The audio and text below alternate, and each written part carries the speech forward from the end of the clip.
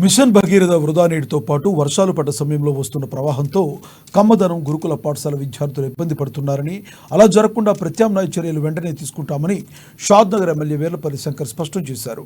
ఫరూక్ నగర్ మండలం కమ్మదనం గురుకుల పాఠశాల ప్రిన్సిపల్ విద్యాలత విద్యార్థులు తమ సమస్యలను స్థానిక ఎమ్మెల్యే వేర్లపల్లి శంకర్ దృష్టికి తెచ్చారు. దీంతో ఎమ్మెల్యే శంకర్ వెంటనే స్పందించారు.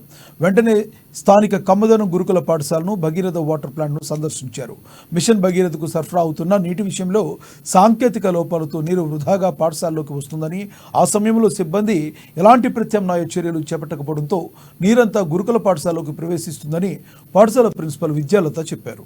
అయితే అదే సమయంలో వర్షాలు పడ్డప్పుడు కూడా నీరు పాఠశాలలోకి చేరుతుండడంతో పాఠశాల క్రీడా ప్రాంగణంతో పాటు విద్యార్థుల తరగతి గదుల్లో కూడా నీరు చేరుతుందని ఎమ్మెల్యే దృష్టికి తెచ్చారు.